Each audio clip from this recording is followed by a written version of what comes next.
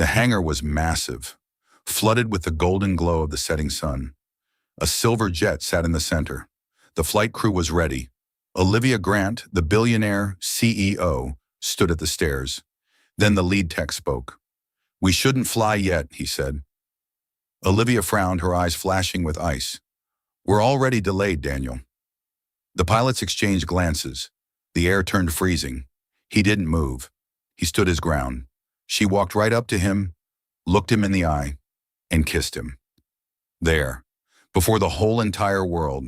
This was no small gesture. It was a statement of trust under the sky. The smell of jet fuel and hydraulic fluid was a second home to Daniel Brooks. At 44, Daniel was the lead maintenance engineer for one of the most prestigious aviation fleets in the country, Grant Logistics.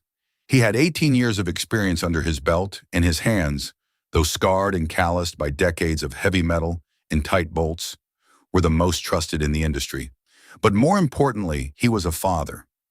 Every decision he made in this hangar, every signature he put on a flight release, was filtered through a single unwavering thought.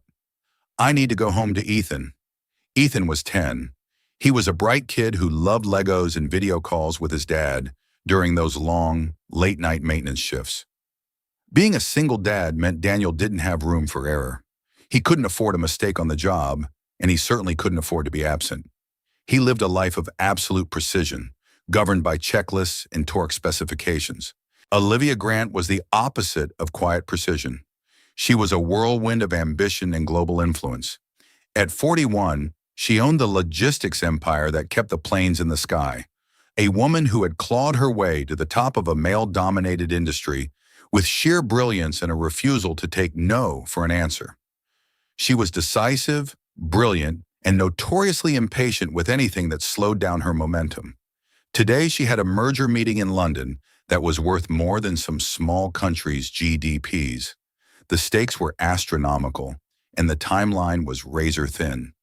The jet, a Gulfstream G650ER, was prepped and gleaming under the hangar's high-intensity LED lights.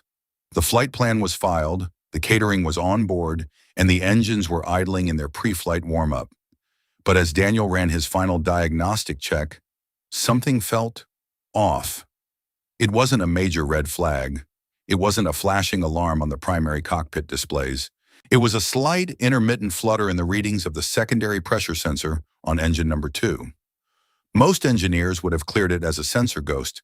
They would have called it a minor calibration drift and sent the jet on its way, trusting in the redundant systems to handle any real trouble.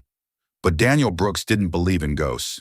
He believed in physics, and he believed in the stories that metal told when it was under stress. He walked out from under the massive silver fuselage, wiping thick black grease from his hands with a tattered red rag, and caught Olivia just as she was about to set foot on the boarding stairs. Her expensive silk coat fluttered in the breeze created by the hangar's ventilation system.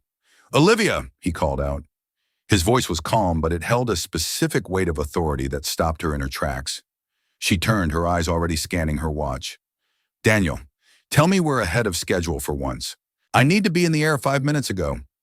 "We're not," he said, his eyes meeting hers without a hint of hesitation. "In fact, I'm grounding the flight. I need 45 minutes, maybe an hour." Olivia's expression shifted instantly. The soft, casual look she sometimes wore around the hangar vanished, replaced by the professional mask of the billionaire CEO. "That's not an option, Daniel. The slot at Heathrow is fixed. If we miss our window over the Atlantic, the meeting is dead. The board is already breathing down my neck about the merger delays. We fly now."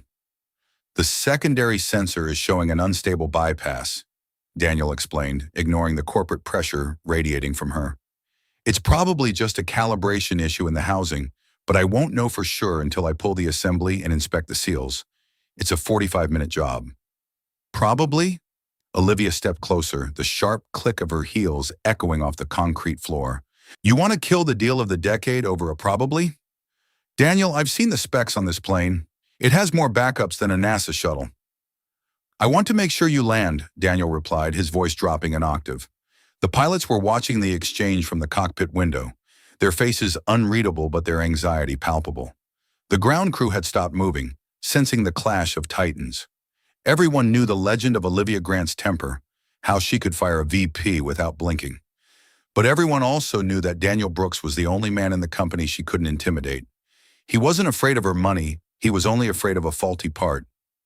Daniel, the primary system is triple redundant, Olivia argued, her voice rising with the whine of the distant engines. We can fly on the primary and tertiary backups. This is a brand new aircraft. It's literally the safest machine ever built. It's new, Daniel agreed. His tone remained steady. But it's not invincible. My job is to ensure zero risk. Right now, there is a non-zero risk. And in aviation, a non-zero risk is just an accident waiting for an opportunity. 45 minutes is too long, Daniel, she whispered, her eyes burning with a mix of frustration and something else.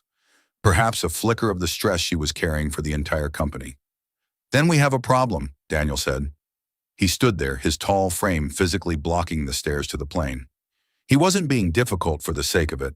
He wasn't trying to show off his power.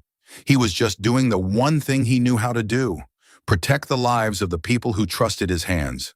The atmosphere in the hangar was like a bowstring stretched to the breaking point. The silence that followed Daniel's refusal was heavy, filled only by the distant, muffled roar of other planes taking off from the nearby runway. Olivia looked at her watch again, the ticking of the seconds seeming to amplify in the cavernous space. She was used to people folding under her gaze. She was used to engineers telling her what she wanted to hear to keep their bonuses and their titles. But Daniel wasn't looking for a promotion. He was looking at a technical reality. Do you have any idea what this delay costs per minute, Daniel? Olivia asked, her voice dangerously quiet, the kind of quiet that usually preceded a corporate execution. We are talking about millions of dollars in liquidated damages and lost market confidence. I know exactly what it costs, Daniel said, stepping even closer, so only she could hear him over the ambient noise. But I also know the cost of an emergency descent over the dark Atlantic because a bypass valve decided to seize and took out the primary line with it. It's significantly higher than any merger, Olivia. It's a cost you can't write off. The chief pilot, a veteran named Marcus who had seen his share of engine failures in the bush, climbed down the stairs. He looked at Olivia, then at Daniel. He had flown with Daniel's maintenance for 10 years, and he knew that if Daniel was standing in the way of a flight, there was a damn good reason. Marcus, Olivia said, turning to him, her eyes pleading for a different answer. Tell me we can fly. Tell me this is just Daniel being overcautious again. He's been obsessed with that sensor all week. Marcus looked at the diagnostic pad in Daniel's hand, squinting at the erratic blue line on the graph. He sighed, rubbing his jaw. Olivia, if Daniel says he needs to pull the housing, he needs to pull the housing. I've seen what happens when these bypasses flutter. I'm not comfortable overriding the lead tech on a transatlantic trip. Not with you in the back. Olivia felt a surge of genuine anger. It wasn't just about the meeting anymore. It was about the loss of control in her own hangar, on her own plane. She felt like the world was conspiring against her schedule. This is ridiculous, she snapped, turning back to Daniel. It's a secondary sensor. We have backups for the backups. You're being pedantic, and you're doing it at the worst possible time. Daniel took a step forward, his shadow falling over her. He didn't raise his voice. He didn't need to. Safety isn't negotiable, Olivia. Not in my hangar. Not on your plane. And especially not when you're the one in the cabin. My job isn't to help you make money. My job is to keep you alive so you can spend it. The phrase, safety isn't negotiable, echoed off the cold metal walls of the hangar. It was the golden rule of aviation, but hearing it said so plainly, with such quiet conviction, made the rest of the crew look down. They knew he was right, even if it was inconvenient. Olivia stared at him. She saw the grease on his face, the smudge on his forehead where he'd wiped away sweat. She saw the tired lines around his eyes. The eyes of a man who had been up since 4 a.m., making sure her life was safe. And here she was, berating him for a 45-minute delay while she traveled in the height of luxury.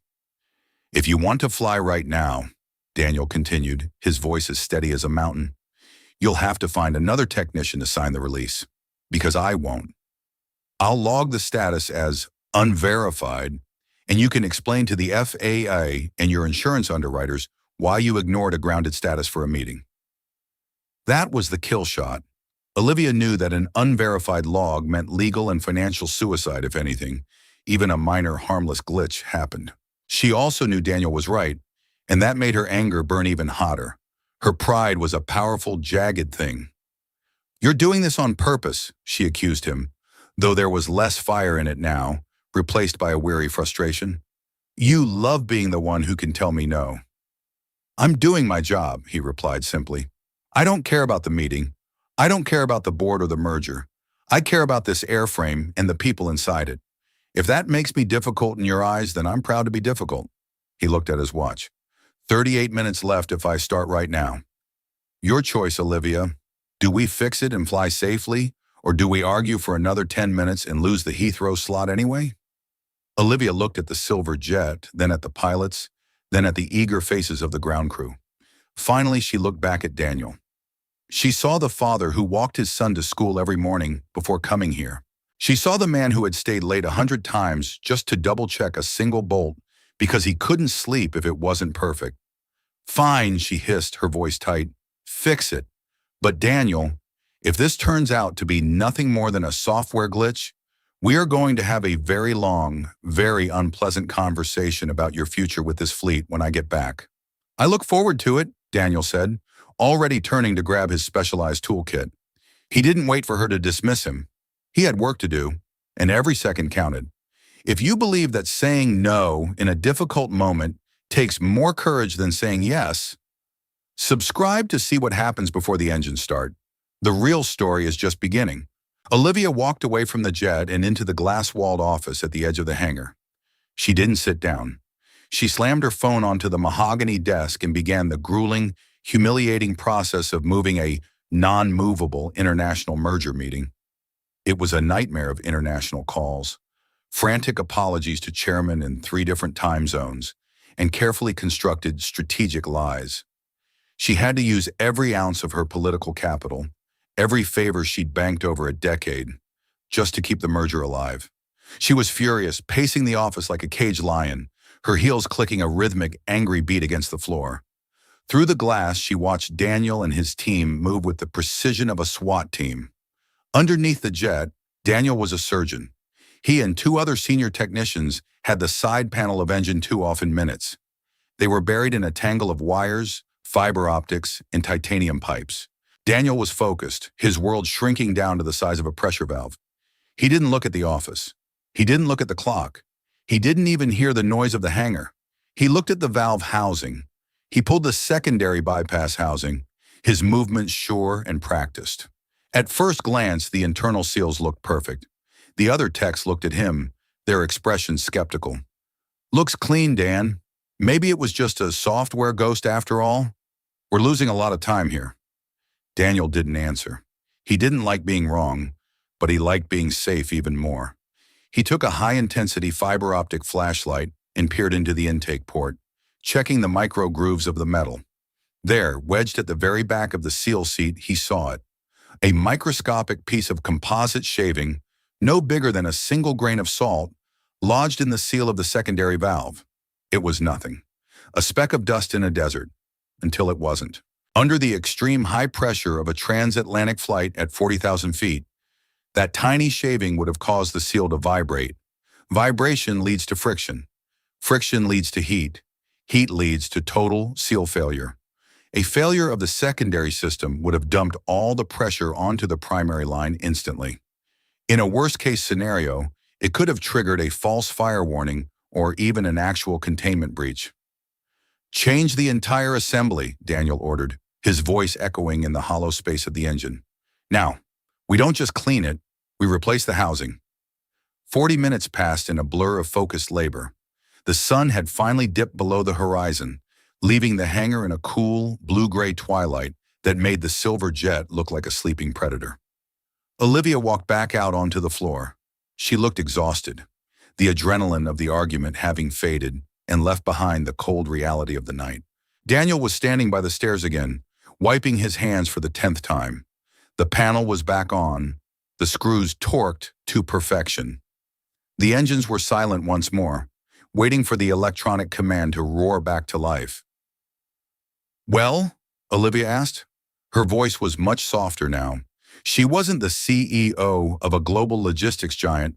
She was just a woman who had spent the last hour fighting for her company's soul while a man fought for her life. Daniel didn't say a word. He simply handed her a small, clear plastic bag. Inside was the tiny dark shaving of composite material. This was wedged in the bypass seal. It would have caused a major sensor fault halfway over the ocean. You would have had to turn back or divert to a snowy runway in Iceland. You would have missed the meeting either way, Olivia, and you would have had a much scarier story to tell your shareholders. Olivia looked at the tiny piece of debris. It seemed so insignificant, almost invisible against the plastic.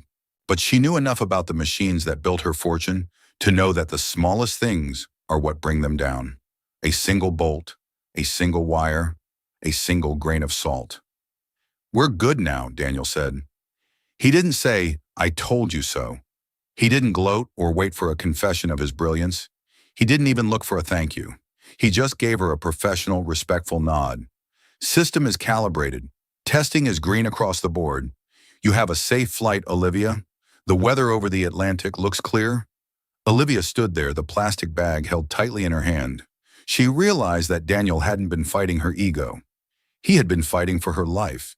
He had risked his job, her legendary anger, and his standing in the company just to make sure she didn't face a terrifying crisis in the dark of the sky. "Daniel!" she called out as he started to walk back toward the workshop to finish his logs. He stopped and turned, his silhouette framed by the glowing hangar lights.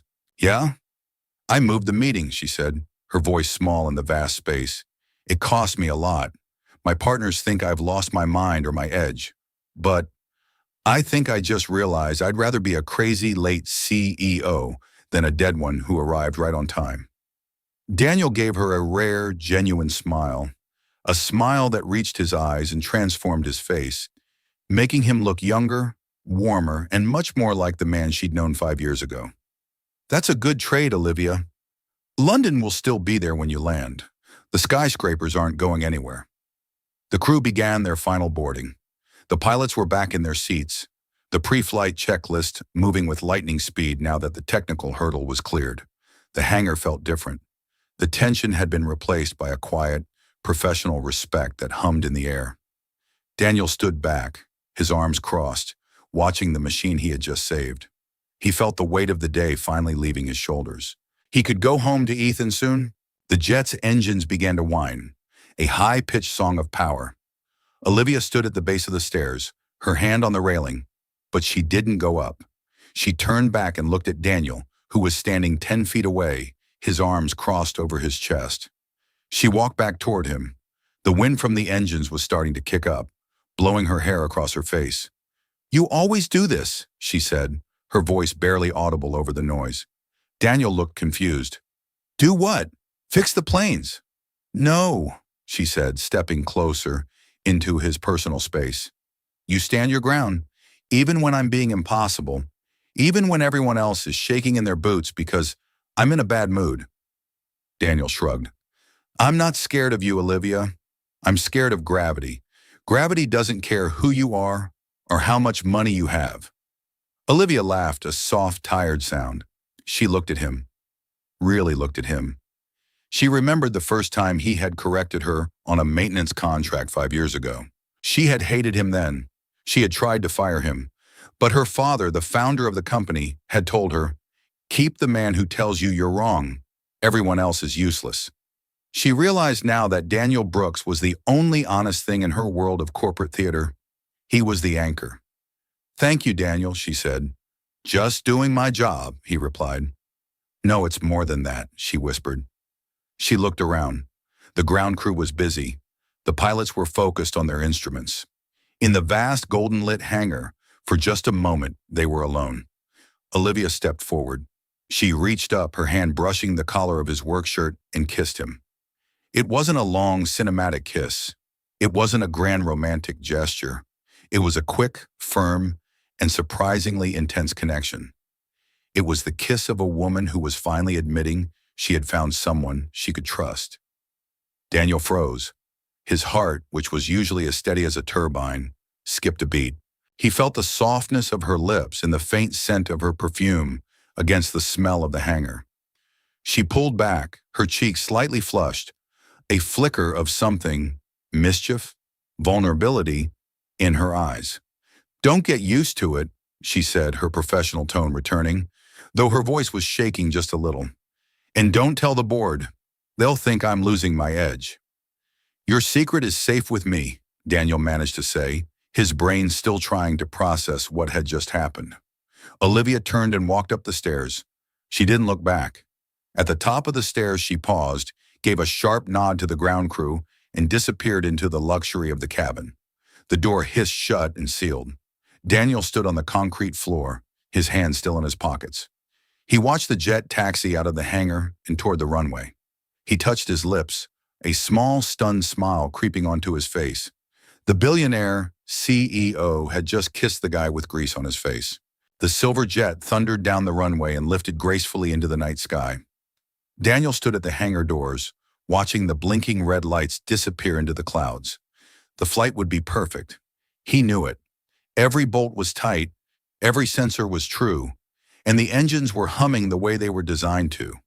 He walked back into the workshop, his mind spinning. The kiss. It wasn't a reward for fixing the plane. It wasn't a thank you for the delay. It was an acknowledgement. For years they had been fighting, boss and employee, fire and ice. But tonight, the fire had realized that the ice was what kept things from burning down. His phone buzzed in his pocket. He pulled it out. A video call from Ethan. "Hey, buddy," Daniel said, his voice softening instantly. "Dad, are you coming home?" Ethan's face filled the screen, messy hair and a half-eaten sandwich in his hand. "Did you fix the big plane?" Daniel smiled, looking around the empty hangar. "Yeah, Ethan, I fixed it. It's in the air now." "Was the boss lady mad?" Ethan asked. Daniel thought about the kiss. He thought about the tiny piece of metal in the plastic bag. "Actually, I think she understood why I had to do it. It's my job to keep people safe, right?" "Right. You're the guardian of the sky," Ethan chirped. "I'm just a guy with a wrench, kiddo. I'm heading home now. Get your Legos ready." As he hung up, a text message came through. It was from a private, encrypted number. "We're over the ocean. The sensors are perfect. Thank you, Daniel, for being the only person brave enough to say no to me." "Oh." Daniel didn't reply. He didn't need to. He grabbed his jacket, turned off the heavy lights of the hangar, and walked to his truck. The story wasn't about a romance between a boss and a worker. It was about integrity. It was about a single dad who refused to compromise his values, even when the most powerful woman in the world was screaming at him. And in the end, it was that integrity that won her over. The kiss wasn't the goal. It was the result of two people finally seeing each other for who they really were. Daniel Brooks drove out of the airport, leaving the silver jet behind. He had a 10-year-old to play with, a house to manage, and a life of precision to lead. But for the first time in a long time, the Ice Queen felt a little bit more like a woman, and the hangar felt a little bit more like a home. If you believe that real courage is holding your ground when it matters most, subscribe to follow our next stories. And leave a comment. Have you ever had to stand your ground against your boss? Was it worth it?